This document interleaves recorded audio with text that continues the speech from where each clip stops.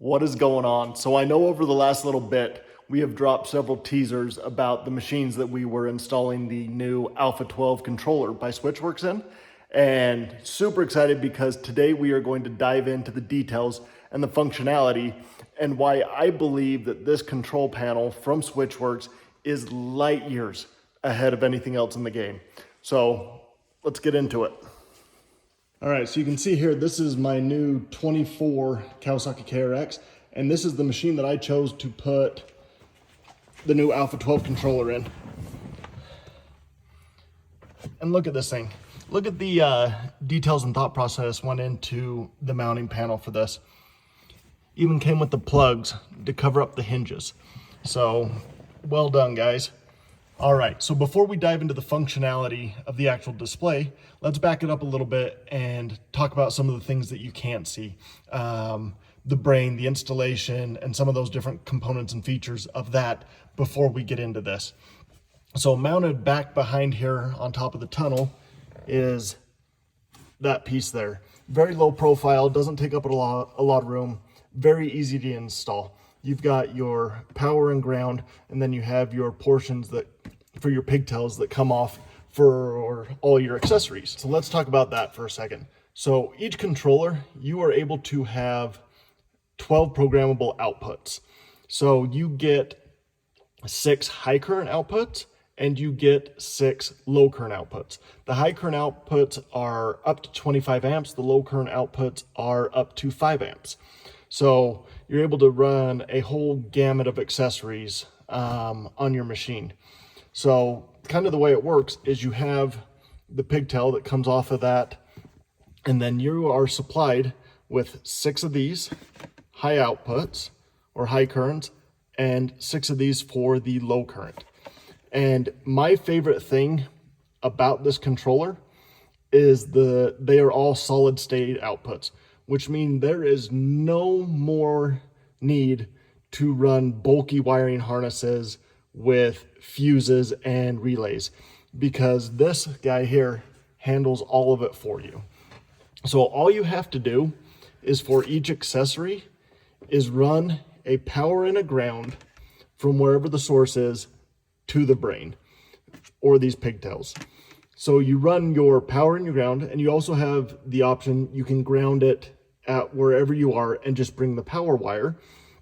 So the simplicity of this is insane. And what I mean by that, like I stated before, only needed power and ground, like with your LED pods or your street legal LEDs or your front bumper lights, you don't have to run those wiring harnesses. All you need to do is a power and a ground into the correct current output that you want, and that is all you need to do to get power to those accessories.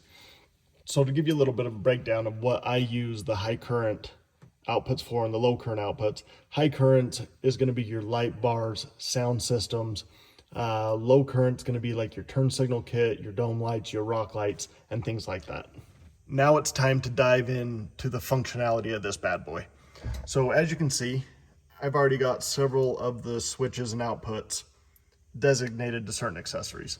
So we're going to go through and I'm going to show you how you designate the outputs and then designate the button for that output.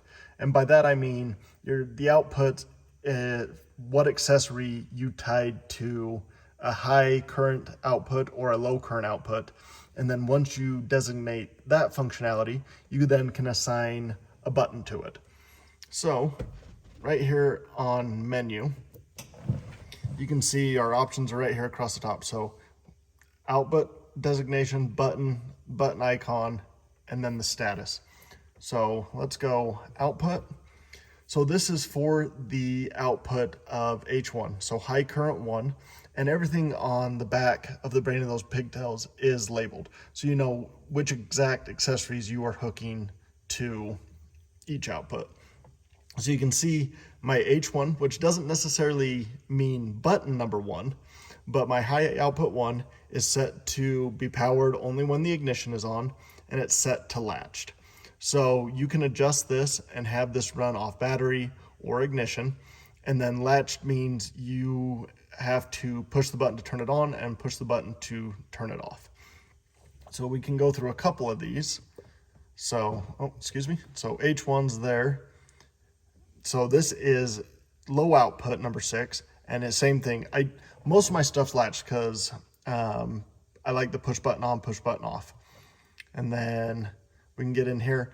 And so L4, so this is going to get into my turn signal kit. So it is a latch, which means you push it on to turn it on and turn it off, but it's set to flash because you need your turn signals to blink.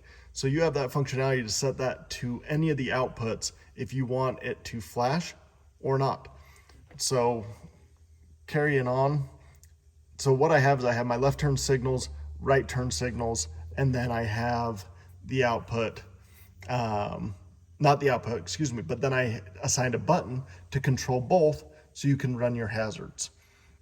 And you're also able to, which I have not done yet, is set a timer on those. So you're not the old man driving down the road with your blinker left on. You can set that so every time you hit that button, it runs for 5, 10, 15 seconds and then can automatically shut off or whatever time you designate. So let's go back and then let's talk about the buttons. So this is where we get into buttons. So button 1, starting top left and going across this screen. So starting top left to the right, left to the right, top to bottom, just like reading a book. So going back into here, so button 1, you can see is underglow. So what you do, okay, button 1, and it is controlling the high output 3. So when I hit button 1, it is going to turn on the output button, the high output number 3 and nothing else. So let's go to button 2. Oh, sorry, 12, we skip, back it back down. So button 2 is the left turn signal, which is just a 1 output, which is the low output number 3. The 3 is the right turn signal, same thing. But here's where it gets cool. So I wanted a hazard button, obviously, so that I can run both sides of the blinkers. So all I had to do was go in and designate that this button number 4, when pushed, will turn on low output number 3 and low output number 4. And by doing so and having the flash latch option, you now created your hazards. I can't even begin to tell you how intelligent this thing is. So let's go back through a couple more buttons. So we have our bumper light, which you can see is on high output 1. Then we have our A-pillar lights, which are right there. But then the other cool thing is these lights, which I'll show you, have a daytime running light option, an amber light in them. So I ran those to a separate output. So I can just run my DRLs during the day or when I'm wanting to, or I can run the bumper bar, or I can run the A-pillar lights. Nothing new, nothing groundbreaking there. But once you get into the button functionality here, so let's go to my button number 8. I did the skull and crossbones, excuse me. And what that does is when I push that one, it then will turn on my bumper light, the A-pillar lights, and also the DRLs all at one time. So you can set that individual functionality to control however many accessories that you have hooked up at once. So let's go. And then last here you can see passenger heated seat and the driver heated seat. So one button for each, but then my button number 11, Mr. Sasquatch here, is there to control both of them. So if I just want to turn both heated seats on at the same time or both of them off, I hit that button. If I just want to come out here and turn one on, do it, or that. And it looks like I need to change that. I thought I had it. That should be driver and passenger. So we'll get that switched up. Let's see if we can go in and do that now with you here. So let's turn these off. So we need to go in to buttons, come here. So B9, so button number 9 is controlling L2. So now that we know that, let's go to the button icon. Let's go to button number 9 and we want it to be the driver.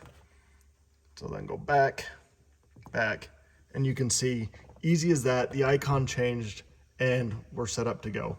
And the switch still controls both. So absolutely incredible. And the other thing is, so these are actual tactile push buttons. So if you're wearing gloves or anything, you can actually feel yourself pushing the buttons, which is very nice. But everything behind the button is LCD display. So all these icons, I think it comes with 60 plus pre-programmed icons that you can choose from, which I did. But you can also, through using a PC, you can upload your own icons or pictures. So you can actually take pictures of your A-pillar or your bumper lights or whatever it is that you're wanting, or your logo, and upload those to be the button icon. All right, so not only that, you can see here, it is currently telling me that my whole system right now is 12 volts. Pretty standard, machine is not on. But the other cool thing is if you hold this down, you can see the amp output for each button in lifetime. So if we go back and let's say we turn that row on, things just got a little bright. So you can see volts drop down, but if we hold that, you can see how many amps each one of those is currently drawing. So that is bumper bar, A-pillar lights, your DRLs, and then the skull and crossbones is all of them. So 8.6 amps, 4.7, 1.9, 2 amps, and accumulatively they're running 15.4 amps on that to run those all at the same time. And you can do that for all of them. So you see hazards button turns both those on, or you can run them individually. Kind of go disco mode, turn them off, turn them both on, turn them both off, turn them all off. Your underglow, and again, heated seat driver side, heated seat passenger side, and turn them both on, turn them both off, or individually. So keeping it simple, that is how I have currently set up my Alpha 12 controller by Switchworks in this machine. And if we're being very honest, I haven't even began to scratch the surface of what this controller is capable of. There is so many more options for outputs other than the two that I showed you, the latched and flashed. I mean, look at this. The possibilities, when I say are endless, is not an understatement. So if you guys are sick and tired of those bulky wiring harnesses, fuses, relays, do yourself a favor, go to madhousemotorsports.com and look up the Alpha 12 controller by Switchworks. I promise you, you will not be disappointed. And if you have any questions whatsoever, reach out to us. We are happy to answer anything that we can. So last but not least, seriously want to take our hats off to Switchworks. What a phenomenal product. We are excited to continue to see what this controller is capable of. We're excited to see what these guys come out with next. So keep an eye on our SlikRok Productions page. Keep an eye on madhousemotorsports.com. We'll keep you informed on everything that these guys are doing, and we will catch you on the next video.